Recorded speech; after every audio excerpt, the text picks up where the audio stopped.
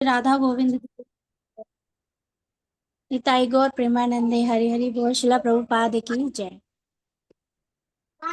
वृंदावन रम्य स्थान दिव्य चिंतामणि धाम रतन मंदिर मनोहर।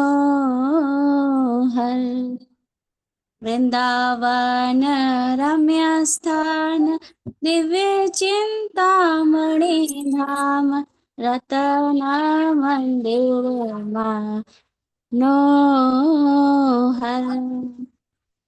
आवृत्ति कालिंदिनी रे राजहंसा किली गोरे ताहे शोभे कनक कमाला।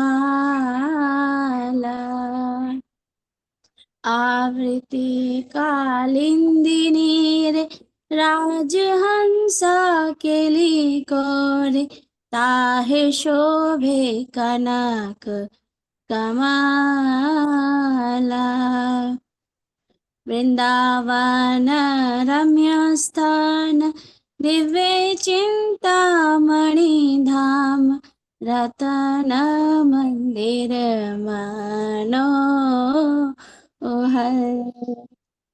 तार मध्ये हेमपीठ अष्टदले वेष्टित अष्टदले प्रधाना नायिका। तार मध्ये हेमपीठ अष्टदले वेष्टित अष्टदले प्रधाना नायिका। तार मध्ये रत्नासने बोसिया छेन्दुई जने श्याम संगे सुंदरी राधिका। तार मध्ये रत्नासने बोसिया छेन्दुई जने श्याम संगे सुंदरी राधिका। वृंदावन रम्य स्थान दिव्य चिंतामणि धाम रतन मंदिर मनोहर। ओ रूप लावण्य राशि अमिया पड़ी छे खसी हसे परिहास संभाषणे। ओ रूप लावण्य राशि अमिया पड़ी छे खसी हसे परिहास संभाषणे। नरोत्तम दासा खोए नित्य लीला सुख मोय सदाई सुपूरक मोर माने। नरोत्तम दासा कोय नित्य लीला सुख मोय सदाई सुपूरक मोर माने। वृंदावन रम्य स्थान दिव्य चिंतामणि धाम रतन मंदिर मनोहर। हरे कृष्णा कृष्ण कृष्ण हरे हरे हरे राम हरे राम राम राम हरे हरे। हरे कृष्णा कृष्ण कृष्ण हरे हरे हरे राम राम राम हरे हरे। हरे कृष्णा कृष्ण कृष्ण हरे हरे हरे राम राम राम हरे हरे। श्री श्री राधा गोविंद देव की जय। श्री दामोदर अष्टकम, श्री दामोदर जी की जय। कार्तिक मास की जय। श्री श्री शिला प्रभुपाद की जय। सभी भक्तगण की जय। गौर निताई प्रेमानंदे हरि हरि बोल। हरे कृष्णा। हरे कृष्ण। और चलिए कर लेते हैं। हाँ, मंगलाचरण भी। ओम नमो भगवते वासुदेवाय। ओम नमो भगवते वासुदेवाय। ओम नमो भगवते वासुदेवाय। ओम अज्ञानतिमिरान्धस्य ज्ञानाञ्जनं शलाकया चक्षुरुन्मिलितं येन तस्मै श्रीगुरुवे श्रीचैतन्यमनोभीष्टं स्थापितं येन भूतले स्वरूपः कदा मह्यं ददाति स्वदान्तिकम् वन्देऽहं श्रीगुरो श्रीयुतपदकमलं श्रीगुरून् वैष्णवांश्च श्रीरूपं साग्जातं सहगणरघुनाथान्वितं तं सजीवं सादतं सावधूतं परिजनसहितं कृष्णचैतन्यदेवं श्रीराधा कृष्णपादान् सायगण ललिता श्रीविशाखान्वितां हे कृष्ण करुणा सिंधु दीन बंधु जगतपते गोपेश गोपिका कांता राधा कांत नमस्ते तप्ति कांचन गौरांगी राधे वृंदावनेश्वरी विश्वांकुते देवी प्रणमामि हरि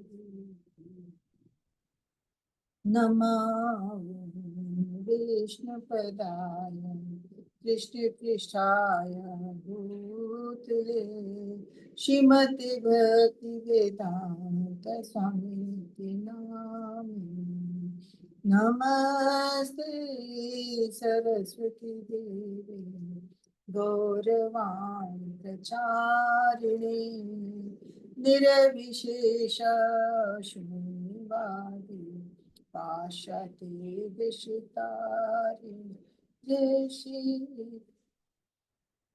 तारिणी नमः ओम विष्णुपदाय कृष्ण पृष्ठाय भूतले श्रीमति भक्ति सिद्धांत सरस्वती इति नामिने नमो गौर किशोराय साक्षात् मूर्ते विप्रलम्बर सांबोधे पदं जायते नमः नमो भक्ति विनोदाय सच्चिदानंद नामिने घोर शक्ति स्वरूपाय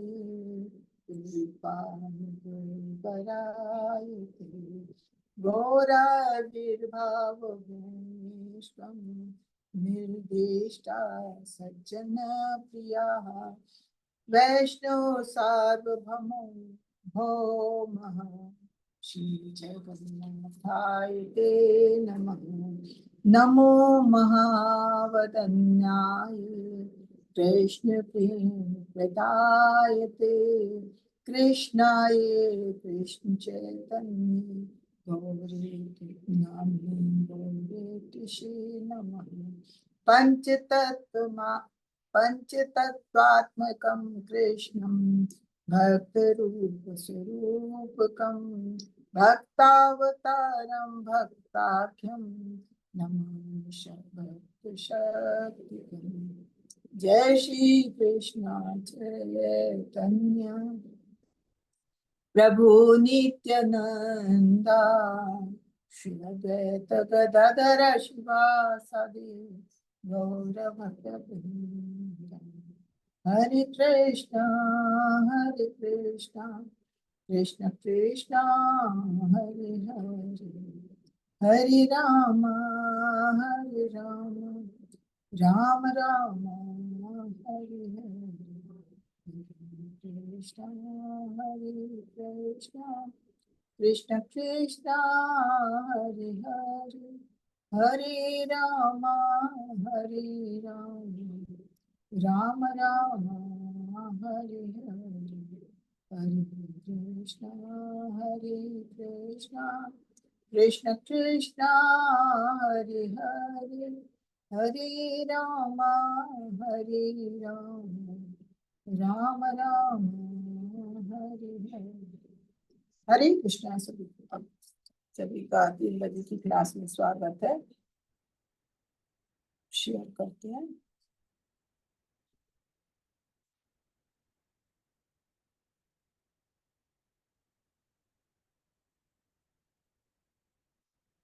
हमारे ईशोपनिषद के 11 श्लोक हो गए हैं।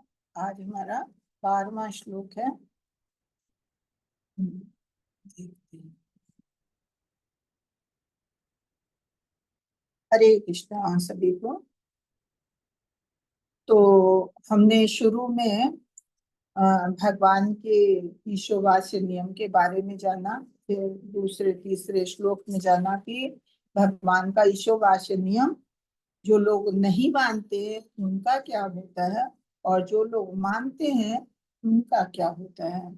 उसके बाद मंत्र 4 और 5 में भगवान की हमने विशेष विभिन्न शक्तियों के बारे में, अचिंत्य शक्तियों के बारे में जाना। जे कि भगवान चलते भी हैं और भगवान नहीं भी चलते हैं। भगवान का वेग मन और वायु से भी बढ़ के है। भगवान दूर रहते हुए हमारे अत्यंत निकट रहते हैं। भगवान सबके भीतर भी हैं और फिर भी भगवान सब बाहर हैं। तो इस तरह से विरोधाभास बातें खाली भगवान के साथ ही संभव है और हम सब सामान्य जीवों के लिए नहीं। और उसके बाद हमने मंत्र 6 और 7 में जाना था कि जो लोग भगवान को इतना मानते हैं आध्यात्मिक स्फुलिंग के रूप में, समस्त जीवों और सृष्टि की समस्त वस्तुओं को देखते हैं, तो उन्हें किसी चीज के प्रति घृणा नहीं होती, किसी चीज के प्रति मोह नहीं होता है और किसी तरह का कोई भय नहीं होता है। उसके बाद फिर हमने भगवान के विभिन्न गुणों के बारे में जाना था कि भगवान क्या है। भगवान सर्वशक्तिमान है। भगवान अदेहधारी है। भगवान अनिंद्य है। भगवान शुद्धम अपाप विद्धम कवि मनीषी, भगवान परिभू स्वयंभू। इस तरह से भगवान के अनेकों गुणों के बारे में हमने जाना था 8वें श्लोक में। और 9वें और 10वें श्लोक में हमने ज्ञान अज्ञान विद्या अविद्या क्या है उसके बारे में जाना था। फिर 11वें श्लोक में हमने जाना था कि ये तो हमने जाना कि अविद्या क्या है विद्या क्या है, लेकिन अलग अलग तो ये जाना कि हाँ विद्या अज्ञानी लोगों का क्या होता है, ज्ञान क्या है, ज्ञान का क्या असर है।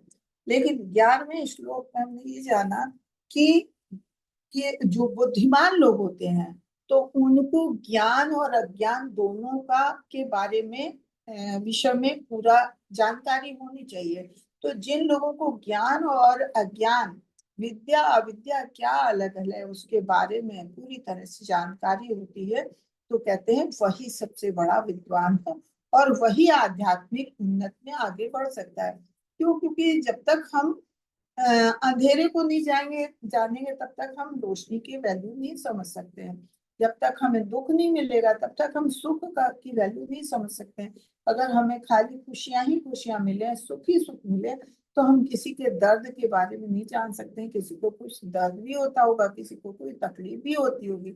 इसलिए हमें हर चीज के दोनों पहलुओं को जानना बहुत जरूरी है। तो अगर हमें आध्यात्मिक क्षेत्र में आगे बढ़ना है तो ज्ञान और अज्ञान दोनों के बारे में जानना जरूरी है और दोनों का क्या असर है जब हम जानेंगे तभी हम सोचेंगे कि हाँ अज्ञान की अपेक्षा ज्ञान अति उत्तम है। और वो भी ज्ञान कैसा, जो हमारी आध्यात्मिक उन्नति को आगे बढ़ाए। आध्यात्मिक उन्नति का मतलब हमें कृष्ण भावना भावित बनाए। हमें भौतिक ज्ञान का मतलब नहीं है कि हमने डिग्रियां ले ली, हम डॉक्टर बन गए, इंजीनियर बन गए, या हमने एमए कर लिया, बीए कर लिया, पीएचडी कर ली। नहीं, ये भौतिक ज्ञान ज्ञान नहीं है जिसमें भगवान का नाम नहीं है, तो वो ज्ञान अधूरा है, वो ज्ञान बेकार है। तो जो कुछ भी है, ज्ञान क्या है? ज्ञान वही है जो हमें कृष्ण भावना भावित करता है, भगवान से जोड़ता है, भगवान के हमारे संबंध क्या है हमें बताता है। और उस अगर हम भगवान को भूल चुके हैं तो भूले हुए संबंध को पुनः स्थापित करता है, वही असली ज्ञान है। हमने 10वें श्लोक में कुछ चीजें जानी भी थी, कि जिसमें बताया गया था कि यही ज्ञान है।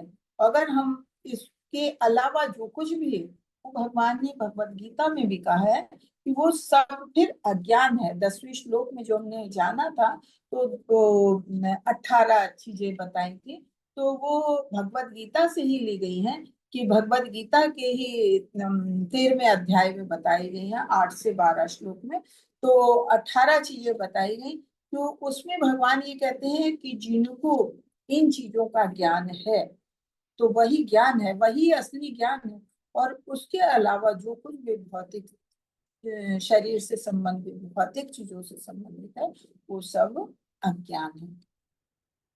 और उसके बाद अब हम 12वें श्लोक, 12 से 14 श्लोक तक हम जो है भगवान की, देवताओं की पूजा के बारे में जानेंगे, कि पूजा का क्या असर होता है, कि हम अगर देवता की पूजा करते हैं तो क्या।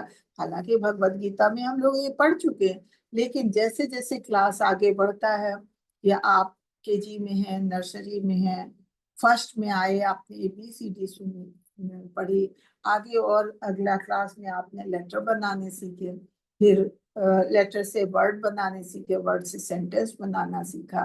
तो ऐसे ही जैसे जैसे हम आगे बढ़ते हैं, हमने भगवत गीता में पढ़ा है, लेकिन फिर अब हम ईशोपनिषद भी और किताबें भी पढ़ रहे हैं, तो हम जानेंगे कि देवताओं को पूजा का क्या असर होता है, और भगवान की पूजा का क्या असर होता है। तो ये 12वें से 14वें श्लोक तक हम इसके बारे में जानेंगे। तो आज है 12वां श्लोक। श्री प्रभुपाद की जय, राधा माधव की जय। हरे कृष्णा माता जी। हाँ जी, माता बोल। जी स्क्रीन शेयर नहीं हो रही है। स्क्रीन शेयर नहीं हो रही? अरे, मैंने तो स्क्रीन शेयर की थी। चलिए देखते हैं फिर से करके।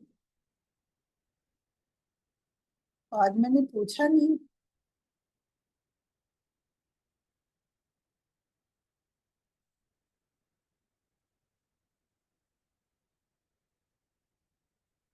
अब हो रही है? हरे जी कृष्णा। माता जी। जय जी जय, माता जी, हो रही। राधा माधव की जय। तो 12वां श्लोक क्या है? अंधम तमः प्रविशन्ति ये सम्भूतिमुपासते ततो भूरिति वेदे तमो व्यौ सम्भूत्यामृतः। अंधम अज्ञान, तम अंधकार, प्रविशन्ति प्रवेश करते हैं, ये जो असंभूति, देवताओं की उपासते पूजा करते हैं, तथा उसकी अपेक्षा भूया और अधिक तीव्र, इसके सदृश, ते वे ते वे तमा अंधकार में, ये जो भी संभूत्याम ब्रह्म में रता लगे हुए, जो देवताओं की पूजा में लगे हैं, वे अज्ञान के गहनतम क्षेत्र में प्रवेश करते हैं, और इनसे भी बढ़कर वे हैं जो निराकार ब्रह्म के पूजक हैं। जैसे हमने भगवत गीता के 11वें अध्याय में देखा था, भगवान ने अपना विराट रूप दिखाया था, कि सारी देवता, सारे जो कुछ भी है, सब भगवान के ही शरीर है, सब भगवान से उद्भूत है। तो इस तरह से भगवान जो है, भगवान ऐसे वृक्ष की जड़ है, जिसमें सारा कुछ है, सब कुछ है, लेकिन मूल जो है वो भगवान है। तो अगर मूल में पानी डाला तो पूरा पेड़ हरा भरा हो जाएगा। ऐसे अगर हम भगवान की पूजा करते हैं, तो सबकी पूजा हो जाती है, सबको सब हरे भरे हो जाते हैं, सारे देवता स्वयं प्रसन्न हो जाते हैं। तो ये यहाँ पे यही बताया, जो लोग देवताओं की पूजा में लगे हैं, वे अज्ञान के अंधकार क्षेत्र में प्रवेश करते हैं। और उनसे भी बड़े वे हैं जो निराकार ब्रह्म के मतलब वो मानते हैं कि ब्रह्म कोई शक्ति है, ब्रह्म तेज है, और वही सब कुछ है, और वो उसका कोई आकार नहीं है। तो कह रहे हैं वो उनसे भी गए गुजरे हैं। तो देवताओं की पूजा किस लिए मना की गई है, क्यों कहा गया है ज्ञान के ज्ञानतम अंधकार? ईशोपनिषद में वेदों का ज्ञान दिया गया है, और वेदों में आपके कर्मकांड का के बारे में भी है।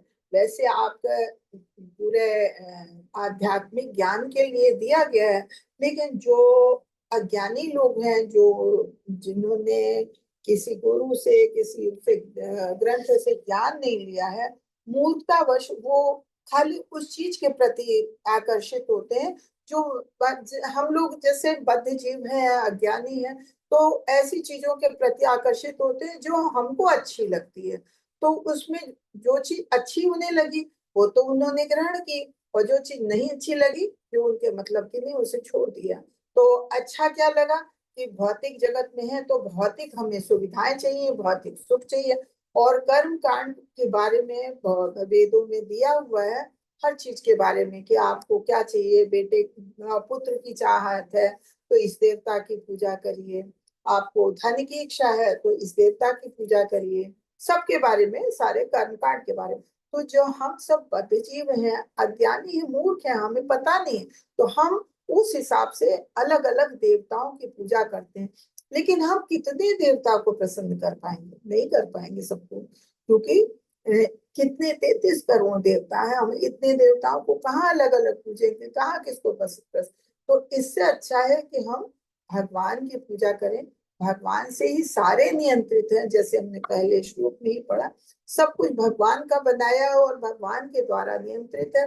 तो फिर भगवान भगवान के ही नियंत्रण में है, तो हम भगवान को ही क्यों ना पूजे? भगवान को पूजेंगे तो सारे सब अपने आप प्रसन्न हो जाएंगे, सबको अपना हिस्सा मिल जाएगा, सब प्रसन्न हो जाएंगे।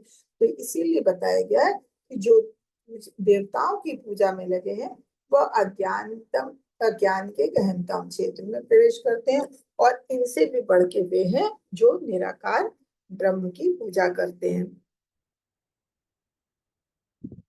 संभूति असंभूति, हमारे श्लोक में आया है एक शब्द संभूति।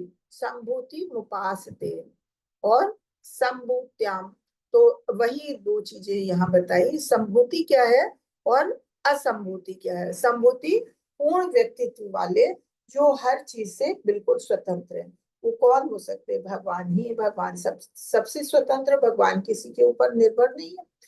असंभूति उन लोगों को संदर्भित करता है जिनका कोई स्वतंत्र अस्तित्व नहीं है, जैसे हम सब हैं, बद्ध जीव जितने भी हैं, हम सब तो मतलब सृष्टि जगत में कुछ भी है तो सब चीजें भगवान के ऊपर आश्रित है, भगवान के द्वारा ही बनाई गई है, भगवान के ऊपर आश्रित है।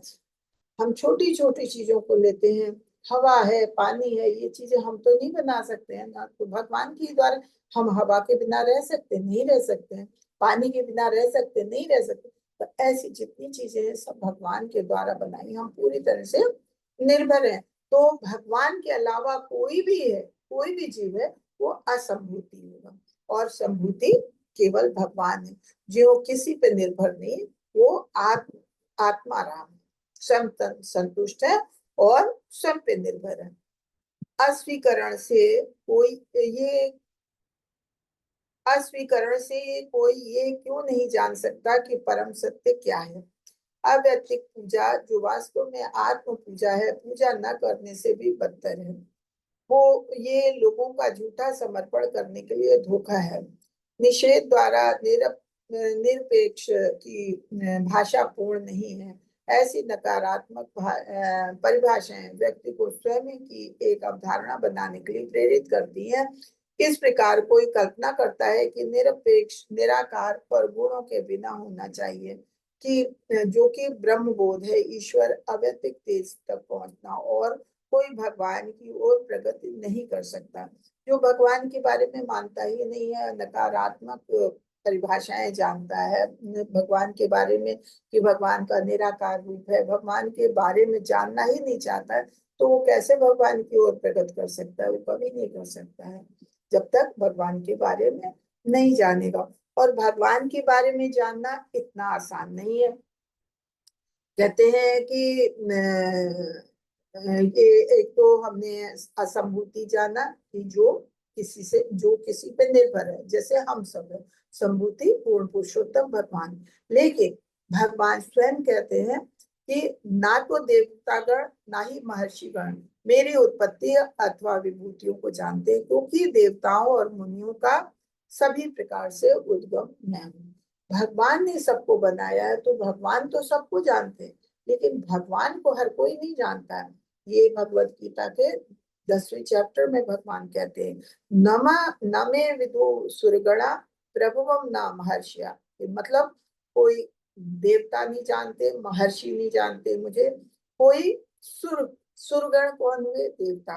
अहमार्ति देवाना महर्षिणा असर्वदा। तो किसी को नहीं जानते, क्यों? क्योंकि भगवान स्वयं सबके उद्गम में, भगवान सबको बनाने वाले, तो भगवान को कोई नहीं जानता है। इस प्रकार कृष्ण उन शक्तियों के मूल है जो देवताओं, महर्षियों तथा योगियों को प्रदान की गई हैं। यद्यपि उन्हें महान शक्तियां प्रदान की गई हैं, किंतु वे शक्तियां किसकी? भगवान के द्वारा दी गई हैं और वो सीमित है। अतः उनके लिए ये समझ पाना कठिन है कि किस प्रकार भगवान अपनी अंतरंगा शक्ति से मनुष्य के रूप में प्रकट होते हैं। तो ये जितने देवता हैं, भगवान ने अलग अलग कार्य के लिए निर्धारित किए हैं। अब भगवान ने तो उनको बनाया है, तो भगवान की और भक्त जैसा जैसा कार्य सौंपा है, वैसी वैसी उनको शक्तियां प्रदान की हैं। लेकिन वो नहीं जानते हैं कि भगवान क्या है और भगवान कैसे ये सब करते हैं, और भगवान अपनी अंतरंगा शक्ति के द्वारा किस तरह से भक्तों के लिए अवतरित होते हैं, प्रकट होते हैं, वो ये भी नहीं जानते हैं। भगवत गीता में पूजा है ये शायद 7वें अध्याय का है। नामस्तैस्ते हृत ज्ञाना प्रपद्यन्ते अन्य देवता तम तम नियमास्थाये प्रकृत्या नियता स्या। जिनकी बुद्धि भौतिक इच्छाओं द्वारा मारी गई है, वे देवताओं की शरण में जाते हैं और वे अपने अपने स्वभाव के अनुसार पूजा विशेष विधि विधानों से करते हैं। तो यहाँ यही बताया है कि जिनकी बुद्धि मारी गई है, मतलब अल्प ज्ञानी है, बुद्धि नहीं है, तो वो लोग अपनी भौतिक इच्छाओं की पूर्ति के लिए अलग अलग, जैसे हमने बताया कि वेदों में अलग अलग कर्म कांड बताए गए हैं, तो अलग अलग अपनी इच्छाओं की पूर्ति के लिए देवताओं की शरण में जाते हैं। और जैसा जिसका स्वभाव होता है, कोई पितरों की पूजा करता है, कोई देवताओं की पूजा करता है, तो ये उनके ऊपर है। बड़े बड़े दार्शनिक हैं, बड़े बड़े योगी हैं, वो भी सब भगवान को न पूछ के सीधे अपनी भौतिक इच्छाओं की पूर्ति के लिए देवताओं की पूजा में जाते हैं। ये 7वें चैप्टर का ही 23वां श्लोक है। अंतवत्तु फलम तेषां तद तद भवत्यल्प मेधसां देवान देव जो मत भक्ता यान्ति मामन्ति। अल्प बुद्धि वाले व्यक्ति देवताओं की पूजा करते हैं और उन्हें प्राप्त होने वाले फल सीमित तथा क्षणिक होते हैं। देवताओं की पूजा करने वाले देवलोक को जाते हैं, किंतु मेरे भक्त अंततः मेरे परम धाम को जाते हैं। अब यहाँ भगवान कह रहे हैं, ये 7वां अध्याय है भगवद गीता का, उसका श्लोक है। तो कहते हैं जो अल्प बुद्धि वाले हैं वो देवताओं की पूजा करते हैं, उन्हें भौतिक चीजों की चाहत होती है, अपनी इच्छा पूर्ति के लिए भगवान की पूजा, वो देवताओं की पूजा करते हैं, अलग अलग देवताओं की। लेकिन उन्हें ये नहीं मालूम है कि जो देवताओं से फल प्राप्त होते हैं, एक तो कोई देवता अपने से नहीं दे सकते हैं, जब तक भगवान की उनको अनुमति नहीं होती तब तक नहीं देते। दूसरी बात यहाँ पे ये बताया कि जो देवताओं से फल प्राप्त होते हैं वो क्षणिक होते हैं। जैसे कोई कोई भी चीज है यहाँ सांसारिक, उसी क्षणिक है। भौतिक चीज हम लोगों ने पढ़ी, वो कोई भी शाश्वत नहीं है, मिटने वाली है। चाहे धन है, चाहे बच्चे हैं, चाहे परिवार है, चाहे मित्र है, चाहे कोई भी है, हमारा शरीर ही क्यों ना हो, क्योंकि ये भौतिक चीजों से बना है, भौतिक है, इसलिए वो मिटने वाला है। तो अगर हम देवताओं की पूजा करते हैं, धन के लिए करते हैं, या पुत्र के लिए करते हैं, या वैभव के लिए, ऐश्वर्य के लिए, तो ये सब क्या है? आज है, वो कल खत्म हो जाएगा। देवताओं से भले ही हमें मिल जाए कि हमने देवताओं की पूजा की, देवताओं को प्रसन्न किया, मिल गया, लेकिन हर चीज क्षणिक है और समाप्त होने वाली है। और देवताओं की जो लोग पूजा करते हैं वो देवलोक तक जाते हैं। देवलोक क्या है? ये हमारे ब्रह्मांड के अंदर ही अंदर है। हमारी पृथ्वी है, पृथ्वी के ऊपर अलग अलग देवताओं के 2 देवलोक हैं, और नीचे अलग अलग नरक लोक है। 7 लोग ऊपर है, 7 लोग नीचे है। तो इस तरह से जो लोग देवताओं की पूजा करते हैं अलग अलग, जैसे चंद्रमा की पूजा करने वाले चंद्रलोक को जाते हैं, सूर्य की पूजा करने वाले सूर्य लोक को जाते हैं, और बहुत ज्यादा जो हर देवताओं की पूजा करते हैं और पुण्य कर्म करते हैं तो बहुत ज्यादा ऊपर जाते हैं, तो सबसे ऊपर ब्रह्मलोक है, तो ब्रह्मलोक तक जाते हैं। लेकिन इसके ऊपर नहीं, वहां भी जाके जब उनके पुण्य कर्म खत्म होते हैं तो वो फिर नीचे चले आते हैं, फिर पृथ्वी पे आते हैं अपना, फिर यहाँ पे अपना भोग भोगने के लिए आ जाते हैं। तो इस तरह से बताया। लेकिन जो भक्त भगवान की पूजा करते हैं, क्योंकि भगवान का धाम जो है हमारे ब्रह्मांड से बाहर है, ब्रह्मांड के बाहर भगवान की ब्रह्म ज्योति पूरे में फैली हुई है, और भगवान का धाम कहाँ है, गोलोक वृंदावन, जो बिल्कुल ऊपर है। तो भगवान अपने धाम में रहते हैं, तो वो कहते हैं जो हमारे भक्त हैं, जो हमारी पूजा करते हैं, वो परम धाम हो जाते हैं। तो यहाँ पे ये चीज देखी बता दी गई है कि किसकी पूजा करनी किसकी नहीं। जो देवताओं की पूजा करेगा वो देवलोक को जाएगा, जो पुण्य कर्म करेगा बहुत ऊंचा जाएगा, तो भी वो ब्रह्मलोक तक जाएगा, वो भी स्वर्ग लोक का जाएगा। लेकिन अगर भगवत धाम को जाना है, भगवत धाम जो चला जाता है वो वहां से कोई लौट के नहीं आता। तो अगर भगवत धाम जाने की इच्छा है तो भगवान की पूजा करनी चाहिए। ये जैसे अभी हमने भगवत गीता का 7वें अध्याय का 23वां श्लोक पढ़ा, उसमें यही बताया है कि जो बुद्धिहीन है या मोहग्रस्त है, ये सांसारिक चीजों के प्रति मोह जिनमें है, वो अपनी इंद्रिय तृप्ति की प्रबल इच्छा से प्रभावित होते हैं और अपनी क्षणिक समस्याओं के लिए अस्थायी राहत के लिए देवताओं की पूजा करते हैं। देवताओं की पूजा की और हमको फल मिल गया कि हाँ, हम हमारे घर में बहुत रोग फैल रहा, बीमारी है, हम बीमारी से उबरना चाहते हैं, हमने देवताओं की पूजा की, हमारे हमारे रोग दूर हुए, हमें बच्चे की चाहत थी, बच्चे मिल गए। तो ये क्षणिक चीजें हैं, ये क्षणिक राहत है, लेकिन ये अस्थायी है, कोई चीज टिकने वाली नहीं। क्योंकि मनुष्य संसार से भौतिक रूप से बंधा है, इसलिए वो भौतिक चीजों में बंधा है और पूर्णतया मुक्त होना ही नहीं चाहता है। लेकिन अगर वो वास्तव में यहाँ से मुक्त होना चाहता है तो उसको आध्यात्मिक धरातल पे जाना चाहिए। आध्यात्मिक धरातल पे जाने से उसको शाश्वत आनंद मिलेगा, शाश्वत जीवन मिलेगा, शाश्वत ज्ञान मिलेगा, जो कभी ना मिटने वाला होगा। लेकिन वो देवताओं की पूजा करके नहीं मिल सकता। देवताओं की पूजा करके हमारी समस्याओं का क्षणिक राहत मिलेगी, लेकिन अस्थायी लाभ होगा, वो मिटने वाला होगा। इसलिए कहा गया है कि पूर्ण पुरुषोत्तम भगवान की पूजा करनी चाहिए।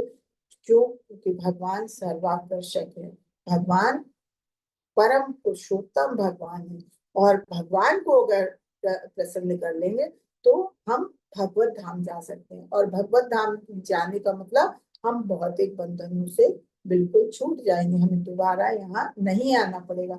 इसीलिए भगवत गीता में कहा गया है कि देवताओं की पूजा करने वाले लोग देवलोक को जाते हैं। जैसे मैंने बताया कि चंद्रमा की पूजा करने वाले चंद्रलोक को जाते हैं, सूर्य की पूजा करने वाले सूर्य लोक को जाते हैं। और आजकल आजकल तो जो वैज्ञानिक युग है, तो ये वहां पे अलग अलग जो चीजें बन गई हैं, रॉकेट वगैरह हैं, इनके द्वारा चंद्रमा पे पहुंचने की कोशिश की जा रही है। लेकिन ये कोई नई चीज नहीं, ये तो बहुत समय से ऐसा हो रहा है। पर मनुष्य जो है, अगर उसकी चेतना शुद्ध होती है, भगवान की पूजा करता है, भगवान का नाम लेता है, तो वो तभी वो बाह्य अंतरिक्ष में यात्रा कर सकता है और अलग अलग ग्रहों में पहुंच सकता है। वरना ये चाहत खाली झूठ मूठ की है। अंतरिक्ष यानों द्वारा योग शक्ति से या देव पूजा से कोई भी भगवान भगवत धाम को नहीं जा सकता, देवलोक को नहीं जा सकता। तो वैदिक शास्त्रों में भी यही बात बताया गया कि चाहे योग शक्ति है, चाहे देव पूजा है, चाहे अंतरिक्ष यान है, इनके द्वारा अलग अलग ग्रहों तक पहुंचने की कोशिश लोग करते हैं, योग शक्ति से या या देव पूजा से या अंतरिक्ष यानों से पहुंच सकता है। लेकिन वो सर्वमान्य विधि उस देव की पूजा करना है। मतलब सबसे अच्छा यही है। आप वहां तक पहुंच सकते हैं, लेकिन उस लोक से आपको फिर वापस आना पड़ेगा। इसलिए कहा सबसे अच्छी पूजा के लिए बताई गई है कि जो सब ग्रहों के अधिष्ठाता थे, जिन्होंने सारे ग्रह बनाए, जितने इतने लोक बनाए, तो हम क्यों ना सीधे उनके पास जाए। तो क्योंकि इस मनुष्य चंद्र लोक, सूर्य लोक, ब्रह्म लोक तक तो जा सकता है, लेकिन ये सबसे ऊंचा लोक ब्रह्म लोक है, वहां तक पहुंच सकता है, लेकिन उसे फिर वापस आना पड़ेगा। इसलिए स्थायी लोक क्या है? वैकुंठ लोक है, भगवत धाम है, तो वहां जाना चाहिए। कहते हैं ये भगवान ने भगवत गीता में ये बात भी कही है कि आ ब्रह्म ये 8वां अध्याय है। 8वें अध्याय में भगवान कहते हैं कि आ ब्रह्म भुवनालु का पुनरार्जुना मामुपेदित कौन्तेय पुनर्जन्म न वेदिते। कि भौतिक जगत में सर्वोच्च लोक से लेकर निम्न लोक तक जितने भी लोग हैं, वो बार बार जन्म मृत्यु के चक्कर में पड़ा रहेगा। क्यों? क्योंकि उच्च लोक में गए, वहां हमारे पाप पुण्य कर्म खत्म हुए, फिर हम वापस इसी धरती पे आएंगे। और अगर भगवान के धाम में चला जाता है, तो जो भगवान कहते हैं जो मेरे धाम में आ जाता है, वो फिर कभी जन्म नहीं लेता, उसे फिर से धरती पे नहीं आने की आवश्यकता होती। तो अगर आपको धरती का सुख, भौतिक सुख पसंद है, तब तो अलग अलग देवताओं की पूजा करना ठीक है। लेकिन अगर इससे छूटना है कि हम दोबारा इस धरती पे ना आए, हाँ इतने कुकर्म होते हैं, इतने दुखी दुख है, हर चीज में दुखी दुख है, तो अगर इससे जो कोई बुद्धिमान व्यक्ति है, ये यहाँ के दुखों को समझता है, तो वो यहाँ से छुटकारा पाना चाहेगा। तो उसे क्या, भगवान की पूजा करनी चाहिए, ताकि भगवत धाम को जाए, वहां से उसे वापस ना आना पड़े। साथ ही बीजी 723 में कहा गया है कि देवताओं की पूजा से प्राप्त परिणाम अस्थाई स्थायी नहीं होते। जैसे हमने पढ़ा, पहले ऊपर भी पढ़ा कि स्थायी नहीं होते, क्षणिक होते हैं। कोई भी भौतिक चीज है तो वो क्षणिक हो। हमें अगर देवताओं की पूजा से जो मिलेगा, तो भौतिक चीजें नहीं है, चीजों की ही चाहत होगी, तो वो आज है तो कल खत्म होना। तो प्रश्न ये है कि वास्तविक और स्थायी जीवन कैसे प्राप्त किया जाए? यदि भौतिक ब्रह्मांड और उसके भीतर प्राप्त सब कुछ अनित्य है, तो मतलब तो हमें स्थायी जीवन कैसे मिले, स्थायी सुख कैसे मिले? उसके लिए बताया कि भगवान की पूजा की जाए, भगवान का ध्यान किया जाए। भगवान के का ध्यान करेंगे तो भगवत धाम को जाएंगे। भगवान ने, जैसे हमने अभी बताया कि 8.16 में भगवान ने कहा है, भगवत गीता के 8वें अध्याय में भगवान कहते हैं आ ब्रह्म भुवनालोका, कि भगवान अपने धाम को बुलाते हैं कि अगर हमारी पूजा करोगे तो हमारे धाम को आओगे, और हमारे धाम को जो आ जाएगा तो उसे वापस नहीं जाना पड़ेगा। अब प्रश्न है कि आप भक्ति सेवा को कैसे देखते हैं? ये आपके लिए क्या मायने रखता है? कि भक्ति को आप सोचते क्या है, कि भक्ति क्या है? कि देवताओं की पूजा करना है, या भगवान की पूजा करना है, या खाली घंटी ही ला लेना, भगवान के आगे दीपक जला देना, यही है? नहीं, भगवान की भक्ति क्या है? भक्ति तो ये मन से होनी चाहिए कि भगवान के प्रति श्रद्धा होनी चाहिए। ये मानना चाहिए, जैसे ईशोवास्य नियम हमने पहला श्लोक ही पढ़ा है, उसको अगर आप मानोगे, उसको अगर दिल दिमाग में बिठा लिया, तो फिर आप भगवान के प्रति श्रद्धा आपकी बढ़ेगी। और भगवान के प्रति श्रद्धा बढ़ाना, भगवान का स्मरण करना, यही सबसे बड़ी भक्ति सेवा है। नारियल सदृश संपूर्ण ब्रह्मांड को भौतिक संपूर्ण ब्रह्मांड विशाल भौतिक तत्वों से आच्छादित है। ये एक खोल और आधे भरे पानी से के ढके नारियल की तरह है। चूंकि ये वायुरोधी है, इसलिए इसके भीतर अंधेरा है, और घना अंधेरा है, इसलिए रोशनी के लिए सूर्य और चंद्रमा की आवश्यकता होती है। तो क्या है कि ये जो भी हमारा ब्रह्मांड है, ब्रह्मांड को एक नारियल की तरह से बताया है, कि जैसे नारियल होता है कि ऊपर ऊपर ये देख देख रहे हो, ऊपर एक खपरेल सा लकड़ी का सा होता है, और उससे वो पूरी तरह से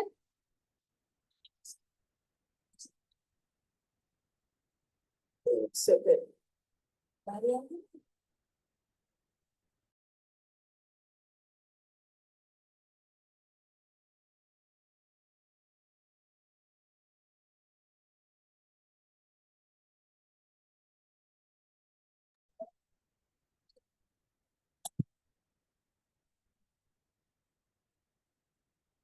हरे कृष्णा। सॉरी, कहाँ पहुंचे थे हम?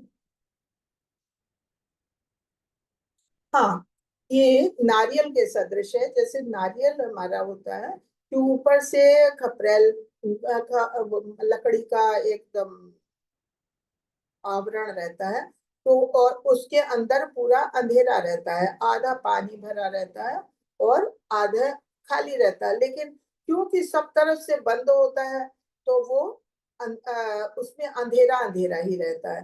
तो इस तरह से हमारा ब्रह्मांड भी, हमारा ब्रह्मांड जो है, अगर आप उसमें गोलोक चार्ट में देखोगे तो, गोलोक चार्ट हम शेयर कर देंगे, उसमें आप देखोगे तो वो पूरा ब्रह्मांड जो है ये 7 आवरणों से ढका हुआ है। और 7 आवरण भी कोई मतलब ऐसे सिंपल आवरण नहीं है। जितना हमारे ब्रह्मांड का व्यास है पूरा, उसका 10 गुना एक आवरण, पहला आवरण है। और उसके बाद अगला आवरण फिर उसका 10 गुना है, तीसरा आवरण उसका 10 गुना है। ऐसे जितने आवरण बढ़ते जाते हैं, हर एक आवरण दूसरे आवरण का 10 गुना मोटा है। तो इतने मोटे मोटे आवरण हैं, उनको जब पार करते हैं तब हम ब्रह्मांड के बाहर निकलते हैं। और ब्रह्मांड के बाहर निकल के तब फिर ब्रह्म ज्योति दिखती है, ब्रह्म ज्योति में जाते हैं। ब्रह्म ज्योति में कौन लोग जाते हैं? जो लोग निर्विशेषवादी हैं, जो भगवान को नहीं मानते, वो ब्रह्म ज्योति में ही बस पहुंच जाते हैं और अपने को समझते हैं कि हाँ, हम पहुंच गए, हमारा उद्देश्य, उनका लक्ष्य वहीं तक का है। लेकिन जो भगवान के भक्त हैं, जैसे हम लोग, अगर हम चाहेंगे कि हम जाएं तो हम वापस ना आए, और तो अगर हमें वापस ना आने की चाहत है तो हमें भगवान के धाम को जाना होगा। तो भगवान के धाम जाने के लिए हमें और ज्यादा मेहनत करनी पड़ेगी, विरजा नदी पारी करनी पड़ेगी। पहले बैकुंठ लोक आएगा, बैकुंठ के बाद फिर गोलोक वृंदावन धाम। गोलोक वृंदावन धाम जो है सबसे ऊपर है। तो कुल मिला के हमें इस ब्रह्मांड से बाहर निकलने के लिए ही, भगवान के पास अगर जाना तो ब्रह्मांड से ही बाहर निकलना है। हमें खाली पुण्य कर्म करके देवलोक तक नहीं जाना है। अगर हमने खाली सोचा कि हम अच्छे काम करेंगे और हम ऊंचे लोकों में जाएंगे, तो हम ऊंचे लोकों में जाएंगे तो हमें ऊंचे लोकों से फिर हमें यहाँ वापस आना पड़ेगा। लेकिन अगर हम इस ब्रह्मांड से बाहर निकल गए तब हम भगवान के पास जा सकते हैं। तो उसके लिए हमें क्या करना है? उसके लिए हमें भगवान की पूजा करनी होगी, भगवान को प्रसन्न करना होगा। जब भगवान हमसे प्रसन्न होंगे तभी हम भगवत धाम को जा सकते हैं। और वहां जो चला जाता है तो कहते हैं वहां से फिर कोई वापस नहीं आता है। तो ये बताया हमारा हमारा ब्रह्मांड कैसा है, नारियल के फूल जैसा है। चंद्रमा या उसके ऊपर नीचे किसी अन्य ग्रह पर जाने से जीवन की समस्या का समाधान नहीं हो सकता। ऐसे श्री ईशोपनिषद हमें सलाह देते हैं कि हम आध्यात्मिक क्षेत्र में जाने और उस तक पहुंचने का प्रयास करें। जैसे हमने बताया कि चंद्रमा ग्रह, चाहे सूर्य ग्रह, चाहे इंद्रलोक, कहीं भी, चाहे ब्रह्मलोक हम जाए, तो वहां जाने से हमारी समस्या का समाधान नहीं होता है। क्यों नहीं समाधान होता? क्योंकि हम वहां तक जाएंगे तो वहां से हमें फिर वापस आना पड़ेगा। जीवन की समस्याएं मात्र चंद्रमा पर या इसके ऊपर या नीचे किसी ग्रह में जाने से हल नहीं होने वाली है। इसलिए ईशोपनिषद हमें सलाह देती है कि अंधकार भौतिक ब्रह्मांड में किसी भी गंतव्य की परवाह नहीं करनी चाहिए, किंतु इससे बाहर निकलने और ईश्वर के ज्योतिर्मय साम्राज्य में पहुंचने का प्रयास करना चाहिए। और ऐसे अनेकों छद्म पूजक हैं जो केवल नाम और यश कमाने के उद्देश्य से ही सब करते हैं, लेकिन हमको सलाह यही दी जाती है कि हम भगवान की पूजा करें और हम खाली उच्च लोक तक, देवलोक तक, स्वर्ग लोक तक जाने की इच्छा ना करें, क्योंकि इससे हमारा समाधान नहीं होना। वहां तक जाएंगे तो हमें वहां से फिर वापस आना पड़ेगा। छद्म धर्मवादी जो है वो क्या करते हैं कि इस ब्रह्मांड से बाहर नहीं निकलना चाहते, लेकिन भौतिक दुनिया में यथास्थिति बनाए रखना चाहते हैं। नास्तिक और अव्यक्तिवादी तथाकथित अवतारों के निर्माता जो नास्तिकों का समर्थन करते हैं, ऐसे मूर्ख छद्म धर्मवादियों को ईश्वर के अस्तित्व को नकारते हुए नास्तिकता के पंथ का प्रचार करने वाले सबसे गहरे अंधेरे क्षेत्रों में गुमराह करते हैं। उन्हें ना तो ज्ञान है और ना ही भौतिक मामलों में वैराग्य सिद्धांतों का पालन, बिना तथाकथित आचार्य बन गए। भौतिक बंधनों से मुक्ति का मार्ग पूरी तरह से ज्ञान और सिद्धांतों और भगवान की सेवा से प्राप्त वैराग्य पर निर्भर करता है। एक छद्म धर्मवादियों के पास इनमें कोई भी नहीं है। क्यों? तो ये छद्म धर्मवादी कौन कहे जाते हैं? कि जिनको कोई अपने जो हम लोगों के वैदिक सिद्धांत हैं, शास्त्र हैं, उनका कोई ज्ञान नहीं है। उन्होंने कोई भी गुरु नहीं बनाया। गुरु भी कौन? गुरु शिष्य परंपरा के द्वारा जो गुरु होता है, जो हमारे गुरु शिष्य परंपरा के द्वारा आता है, तो उसको हमारे शास्त्रों का ज्ञान होता है, तो उसको गुरु बनाना चाहिए। उसके द्वारा जो लेता है ज्ञान, तो वो कुछ आगे बढ़ सकता है। लेकिन कह रहे धर्म छद्म, झूठे, छद्म का मतलब झूठे जो धर्मवादी हैं, वो लोगों को दिखाने के लिए ऐसा कार्य करते हैं कि हम बहुत बड़े धर्मात्मा है, हमें बहुत कुछ आता है। और ऐसे लोग अपना नाम और यश कमाते हैं, और उनके साथ की साथ संग के लोग होते हैं, उन्हीं में किसी एक को अपना गुरु बना लेते हैं। वो कि हाँ यही भगवान है, और उनको पूजो, इस तरह से करने लगते हैं। और इस तरह से नास्तिकतावादी विचारधारा का उपदेश बढ़ाते जाते, अपने को भगवान बना लेंगे, अपने नाम से, अपने ही ढंग से सिद्धांत, ज्ञान के सिद्धांत बना लेंगे, और ऐसे लोगों को ठगते हैं। खुद तो गलत रास्ता अपना ही है, तो वो तो इस ब्रह्मांड से बाहर नहीं निकलना चाहते। क्यों? क्योंकि उन्हें भौतिक सुख ही अच्छा लग रहा है, वो यही सब करते हैं। वो लोगों को मूर्ख बनाते हैं, लोगों को बेवकूफ बना के धन कमाते हैं, और अपने बहुत बड़े गुरु या अपने को भगवान मान के अपना प्रचार करवाते हैं। उनके जो चेले चापड़ होते हैं, उनका प्रचार करते हैं। तो वो जो है, वो खुद तो अंधेरे में जाते ही जाते हैं। क्यों? अंधेरे का मतलब कि इसी पृथ्वी पे डोलते रहते हैं, ऊपर नीचे, अलग अलग जो भी लोग हैं, ऊपर नीचे जैसे कर्म करते हैं, वैसे लोगों में जाते हैं, और लोगों को भी मूर्ख बनाते हैं।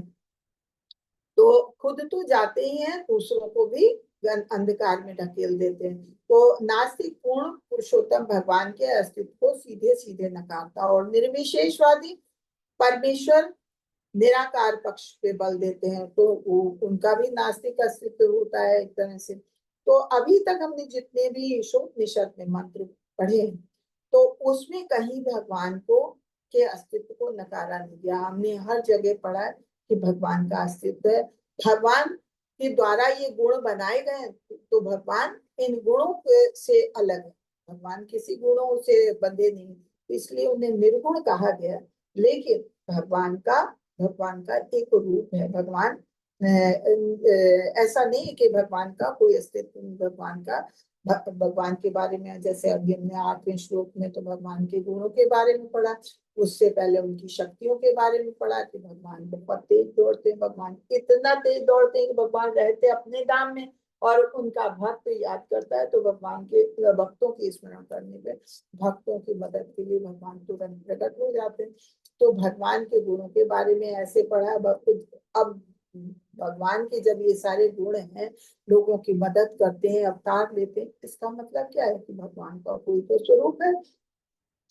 तो इसलिए कहा कि परमेश्वर का निराकार धारणा अज्ञान का दूसरा रूप है, और परम सत्य की अपनी धारणा से उत्पन्न होती है। अज्ञानी छद्म धर्मध्वजी एवं तथाकथित अवतारों का निर्माण करने वाले जो वैदिक आदेशों का प्रत्यक्ष उल्लंघन करते हैं, वे ब्रह्मांड के सर्वाधिक अंधकार में भाग में प्रवेश करने के पात्र हैं। क्योंकि वे अपने अनुयायियों, मतलब अपना तो करते हैं, गलत करते हैं, लेकिन जो उनके अनुयायी बन जाते हैं, कितनों को अपने चेले चापड़ बनाते हैं, उनका भी पथ भ्रष्ट करते हैं। तो इसलिए उन्हें तो पूरी तरह से अंधकार क्षेत्र में ही प्रवेश करना चाहिए। ये निर्विशेषवादी सामान्यतः मूर्ख लोगों के मध्य अपने आप को ईश्वर का अवतार घोषित करते हैं। क्योंकि सामान्य लोगों को वैदिक वाङ्मय का कोई ज्ञान होता नहीं। अब हर किसी ने तो ग्रंथ नहीं पढ़े, हर किसी ने तो गुरु नहीं बनाया, तो उनको इस चीज का ज्ञान नहीं होता है। तो ऐसे लोगों को ये निर्विशेषवादी जो है अपने को गुरु बना के और मूर्ख बनाते हैं। यदि ऐसे को मूर्ख निर्विशेषवादियों के हाथ तनिक भी ज्ञान लग जाता है, तो वो ज्ञान उनके हाथों में अज्ञान की अपेक्षा अधिक घातक होता है। जैसे हमने अभी पहले पढ़ा था, किसमें पढ़ा था, छठे सातवें श्लोक में पढ़ा था कि ज्ञान, ऐसा ज्ञान जो बिल्कुल पढ़ा लिखा नहीं, उसकी अपेक्षा ऐसा ज्ञान कि जिसने थोड़ा बहुत ज्ञान लिया, वो ज्ञान भी क्या, भौतिक ज्ञान लिया, तो वो ज्यादा घातक होता है।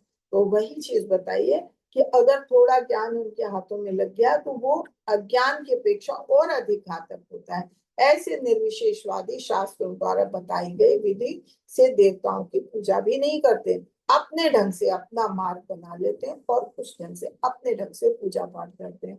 शास्त्रों में कतिपय परिस्थितियों के अंतर्गत देवताओं की पूजा करने की संस्कृतियां हैं, लेकिन उसके साथ साथ ये शास्त्र ये भी बताते हैं कि सामान्यतः ऐसा करने की कोई आवश्यकता नहीं है। जैसे कि हमने ऊपर 23वें श्लोक में पढ़ा था, जो हमने बताया था कि 7वें अध्याय में कि भगवान जो देवताओं की पूजा करते हैं उन्हें वैसे ही फल प्राप्त होते हैं और वो फल अस्थायी होते हैं। क्योंकि ये सारा भौतिक ब्रह्मांड ही स्थायी नहीं है, मतलब अस्थायी है, इसलिए भौतिक अस्तित्व के अंधकार में जो कुछ भी उपलब्ध होता है वो सब नश्वर है। हमने पहले ही बताया कि हम भौतिक चीजों की अगर अभिलाषा करते हैं और देवताओं की पूजा करते हैं, तो जो कुछ मिलता है तो क्या हमें भौतिक चीज ही मिलती है, और भौतिक चीज तो नश्वर है, आज है खत्म होनी है, तो वो सब कुछ नश्वर है। प्रश्न ये है कि वास्तविक और स्थायी जीवन कैसे प्राप्त करें। उसके लिए हमें भगवान की भक्ति करनी चाहिए, और खाली एकमात्र मार्ग यही है, भगवान तक पहुंचो। अगर हमें यहाँ से निकलना है, स्थायी जीवन पाना है, तो उसका बस एकमात्र मार्ग यही है कि हमें भगवत भक्ति करनी चाहिए।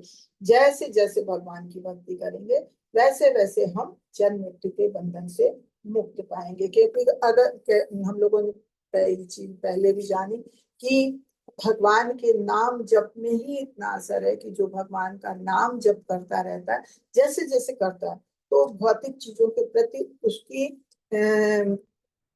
अनिच्छा होती जाती है, वो मुक्त होता जाता है, भौतिक चीजों के प्रति उसका मोह धीरे धीरे अपने आप खत्म होने लगता है।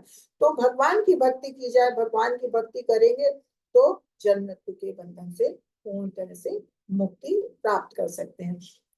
या भव बंधन से, या ये कह सकते हैं कि भव बंधन से मोक्ष का मार्ग खाली भगवत भक्ति का ही मार्ग है। और भगवत भक्ति अगर हम करते हैं तो ज्ञान और वैराग्य स्वयं हमें मिलता है। ज्ञान और वैराग्य अपने आप आता है अगर भगवान की भक्ति करते हैं तो इन धर्म ध्वजियों से ना तो ज्ञान लेना चाहिए, न इनके चक्कर में पड़ना चाहिए। क्यों? क्योंकि इनमें न ज्ञान होता है, न भौतिक चीजों के प्रति इनकी विरक्ति होती है। ये चीजें बस ऐसी हैं कि जैसे आप समझ लीजिए कि सोने की जंजीर है। अगर आप सोने की जंजीर में बंधे हैं, चाहे लोहे की जंजीर में बंधे हैं, चाहे चांदी की जंजीर में बंधे, बंधन तो बंधन ही है ना।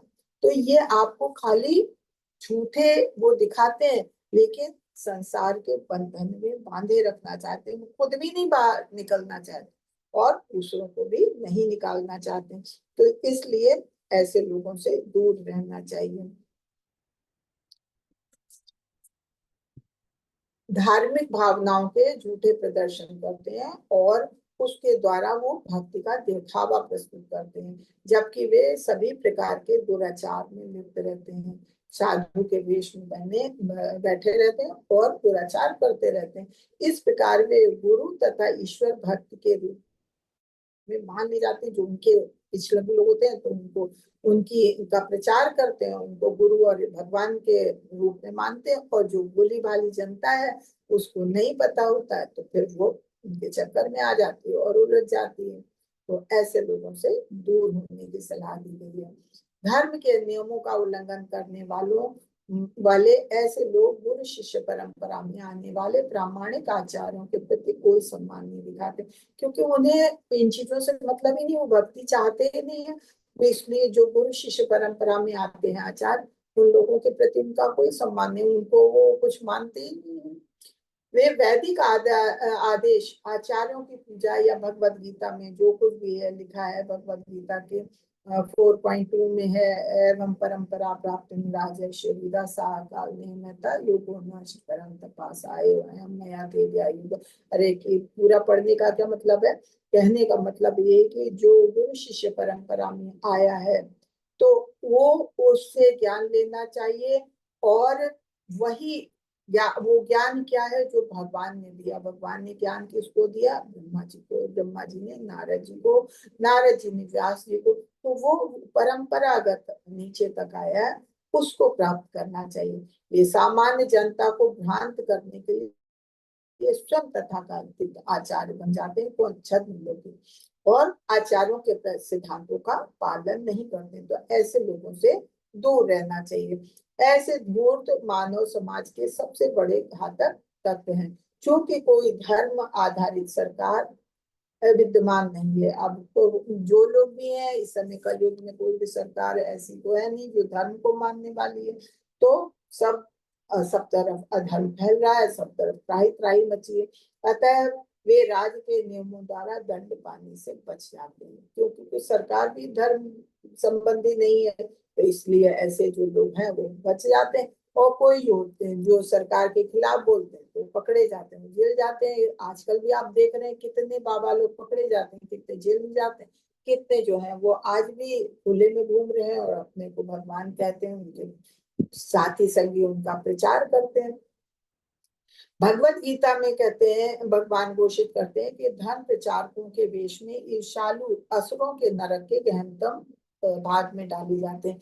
भगवत गीता का 16वां अध्याय जो है उसमें सुर और असुर के बारे में बताया गया कि जो भगवान को मानते हैं वो सुर है, जो भगवान को नहीं मानते हैं वो आसुरी प्रवृत्ति हैं।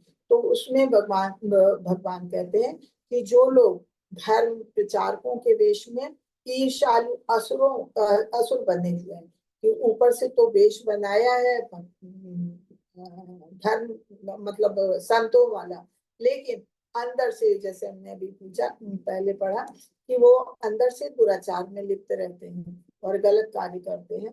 तो ऐसे लोग जो हैं वो गहनतम अंधकार में जाते हैं, गहनतम नरक में जाते हैं। और खाली एक बार नहीं जाते हैं, वो बार बार भगवान उनको, ऐसे लोगों को आसुरी प्रकृति वालों को नरक में डालते हैं, फिर आते हैं, फिर और गहरे नरक में, फिर और नरक। ऐसे लोग भगवान कहते हैं कि ऐसे लोग जो है कभी हमारे तक नहीं आ पाते हैं। क्यों? क्योंकि वो ऐसे गलत कार्य करते जाते हैं कि उनकी योनि और नीचे गहनतम उसमें जाते जाते हैं, फिर कष्ट झेलते हैं, फिर जन्म लेते हैं, अलग अलग योनियों में जन्म लेते हैं, और इस तरह से गहनतम अंधकार में जाते जाते, लेकिन भगवान तक कभी नहीं पहुंच पाते। इंद्रिय तृप्ति के लिए चलाए जाने वाले गुरु के व्यापार के पूरा होने पर ब्रह्मांड से सबसे घृणित स्थान की ओर बढ़ जाएंगे। जो लोग इस तरह का कार्य करते हैं तो वो गंदी से गंदी जगह जाते हैं। जो नरक मतलब नरक भी बहुत तरह के होते हैं, और योनियां भी इतनी है कि जैसे जैसे इंसान गलत कार्य करता है वैसे वैसे नीची योनि में जाता जाता है। तो यही चीज बताइए कि ऐसे लोग जो है, तो जो भगवान को नहीं मानते हैं, आचार्यों को नहीं मानते हैं, और अपने मन से अपने नियम कानून बना के भोली भाली जनता को ठगते हैं, तो ऐसे लोग जो है अपनी इंद्रिय तृप्ति के लिए चलाए जाने वाले व्यापार के जरिए नीचे से नीचे स्थान पे जाते जाते हैं। हरे कृष्णा। तो आज ये चैप्टर यही पूरा हुआ। वाक्शाकल्तरुभ्यश्च कृपा सिंधु एव च पतितानां पावनेभ्यो वैष्णवभ्यो नमो नमः। अनंत कोटि वैष्णव भक्त वृंद की जय। नमाचार्य श्री हरिदास ठाकुर की जय। जगत गुरु श्री प्रपाद की जय। हरे कृष्ण कृष्ण कृष्ण हरे हरे, हरे राम राम राम हरे हरे। किसी का कोई प्रश्न हो तो प्लीज आप लोग प्रश्न करिए।